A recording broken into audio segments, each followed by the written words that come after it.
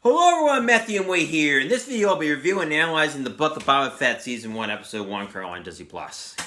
They stay with the same style in how they name their episodes like they did in Mandalorian. They call it Chapter 1, his name is A Stranger in a Strange Land. I'll go over several topics as well as point out several Easter eggs that I saw in this episode. I will give my rating at the end of this episode.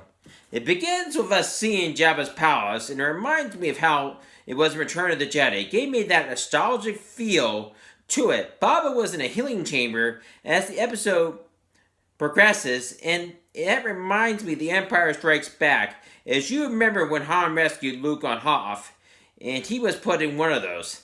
The chambers use a breathing apparatus and use water to help in the healing process. Boba flashes back to where he was first created and when we saw his father was killed in Star Wars Episode 2, Attack of the Clones.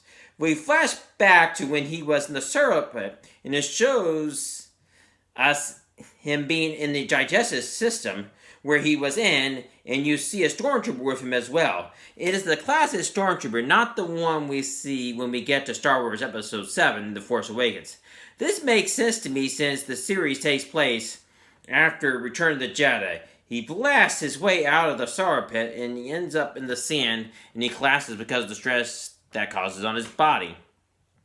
We see Jawas coming in their vehicle, which is one that was in A New Hope, and they take the armor off him in his weakened state, and you see him in a terrible state as he is disfigured. It reminds me how Darth Vader looked when Luke took his helmet off. As we all know, his character was teased to us in The Mandalorian, and as we see in the first episode of the second season, his armor was on another person, and he did not have it, and that episode was called Chapter 9, The Marshal. I told my mother that character reminded me of someone who you see in a Western. As we all know, when George Lucas created Star Wars, he blended science fiction, fantasy, and a Western in this creation of this modern myth. He also blended history in this, that he used Roman mythology as well as the Nazis in this story of his. I'll give you an example. Think of Han Solo. You know who he reminds me of? A cowboy, and that he usually shoots first and asks questions later. I am sure there are those out there who would say, does he remind you of a pirate? Yes, he does remind me of a pirate as well. In the first Star Wars, we saw Han Solo running toward the stormtroopers, and he saw a whole bunch of them and ran back. That is what I mean by he shoots first and asks questions later. We all know Boba gets taken by the Sand People, and that he is dragged across with a rope and put on with chains. Later, Boba wakes up and he comes out of the healing chamber as we're taken to the present time of the story. Boba is with Fennec Shand, who's played by Mena Wen, and tells her the dreams are back. As we know, we were introduced to Fennec Shand in the first season of The Mandalorian. Her character also appeared in The Bad Batch. I would recommend you watch that series, is that it's especially good and you can relate to the cloned in that series.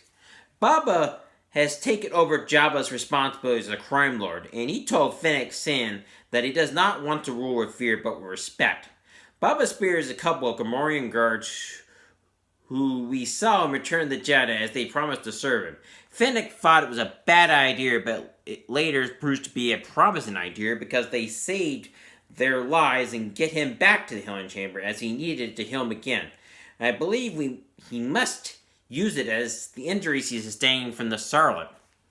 Once he goes back to the healing chamber, he flashes back to the past when he was taken by the Sand People. I will not spoil any more as I do not want to spoil the ending. As I will tell you, is that it gets us to the climax of this episode. I give this episode a 10 out of 10 rating. I thought it was well done and had the feel that I expect to see from Star Wars. Even though I did not review The Mandalorian, I enjoyed that series, and this series, which is a spin-off from it, picks up where the one left off. I thought it flowed very well and answered questions we need to get answered. Another note, please always consider hitting the like button on this video or any video you watch if you enjoy the content I produce. Please consider becoming a subscriber, and subscribing costs you nothing, and that would help me get closer to getting 1,000 subscribers.